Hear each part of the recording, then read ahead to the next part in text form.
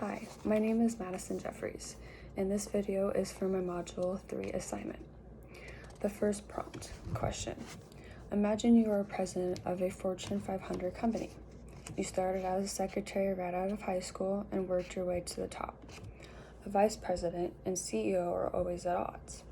And as best leader, how do you resolve this social dilemma and restore order in the leadership positions between two officers? Imagining that I'm a president of a Fortune 500 company is wild to even imagine in the first place. Let's just say that I'm the president of Nike. And as an expressive leader, one way I resolve social dilemmas and restore order in the leader position is to make sure that CEO and the vice president understands their specific role. When first reading this prompt, I struggled to analyze the difference between CEO, president, and vice president, because at times they can be one or three people. An expressive leader is a leader that focuses on overcoming interpersonal problems, preventing tension, and promoting solidarity. Social dilemma is a situation in which members of a group are faced with conflict between maximizing their personal interests and maximizing collective welfare. Let's just say in this place, the vice president and the CEO are always at odds. The CEO is considered to be the role of the president too, at sometimes. Some roles of a vice president in the company can include signing documents and making commitments for the company in which the company is legally liable. They also participate in the president or CEO lead teams that creates the organization's overall visions, missions, values, belief, and strategic goals. They also lead, guide, direct, and evaluate the work of other executive leaders, including assistant vice presidents, senior directors, and managers. They also can formulate and implement strategic plans that guidelines the direction of the team's business or the areas of the functional responsibilities. In addition, CEO leadership roles may include the CEO of a company is responsible for the overall strategy, vision, and financial well-being of the company. In a publicly traded company, the CEO often acts as a chairman of the board, or he or she is responsible for integrating the board decisions into the operations of the company. They can also go by resolving social dilemmas and sought to be resolved by the individuals themselves through systems of self-governance and involve monitoring one another's compliance with policies that benefit the community and punishing violators. The second question of the assignment. Name the 3 types of formal organizations and explain how each is different. Also explain a time where you were involved in one of these types of organizations and the positive and negative outcomes it had with it. Sociologists Amina and Tazzoni had classified organizations on the bias of reasons why people enter formal organizations and identify into 3 major types: voluntary, cohesive, and utilitarian. Voluntary organizations are associations that allow members to enter and leave freely. These members join voluntarily to fulfill their leisure time and to enjoy the company in which they join. This reminds me easily of volunteering at an animal shelter or a nursing home. In addition, these members are not paid for the time.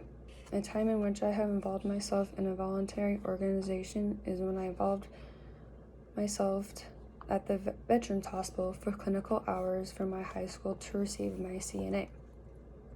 The negative part about volunteering was not being able to be hands-on and not being able to practice the techniques we have practiced in our mock hospital.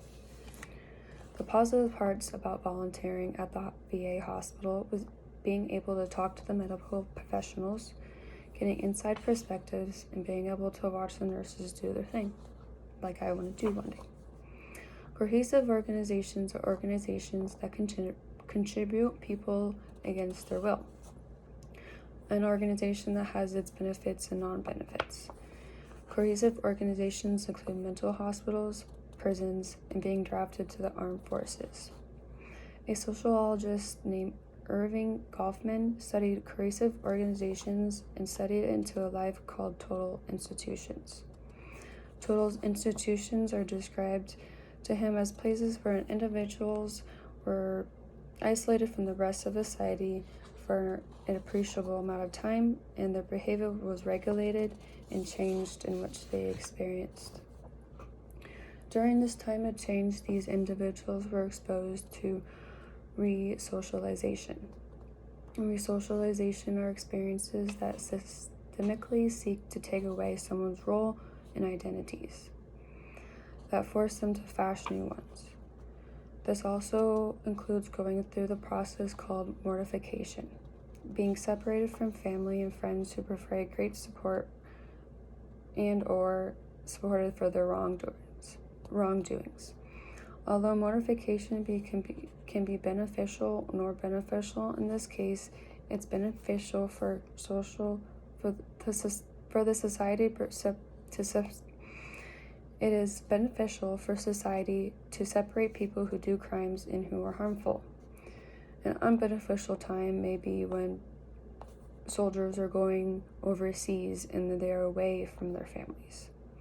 A time in which I was involved in a cohesive organization was when I was in an after-school detention for allegedly spreading a rumor in middle school. The hour of the duration of the detention felt like hours. Even though I was not in detention for a long period of time, even though I was not in detention for a long period of time like those who were in jail overseas and in medical facilities, the discipline of detention set a high standard on my behavior for the rest of the school year, meaning I made sure to never mess up. I wish that would go for my pronunciation. Anyways, the third question of my assignment. You decide to run for public office. Although you have little to no experience with elections, holding office, or campaigning, you feel you can be successful since you've held a friend who served a public office last term. Explain how this characteristics of Weber's idea of bureaucracy and what you will do to prove your competence under these circumstances. This is a characteristic of Weber's ideal bureaucracy because of the ability to rationalize and control the process by which people collectively pursue their goals. Bureaucracy is defined as the social structure that is made up of a hierarchy of statuses and rules that are set by rules and procedures and based upon the decision of function and authority.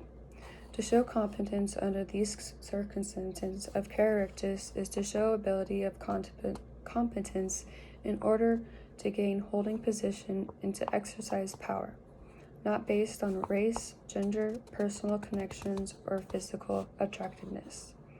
On page 113 in the textbook required for our class, it gives a table of characteristics of Weber's ideal bureaucracy.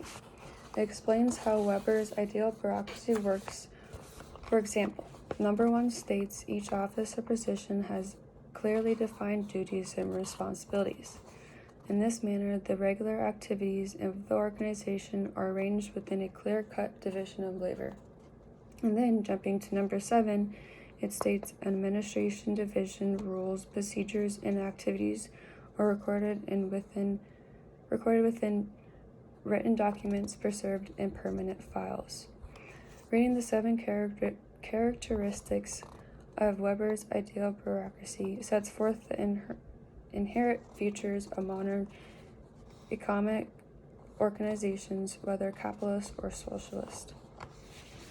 The fourth question to the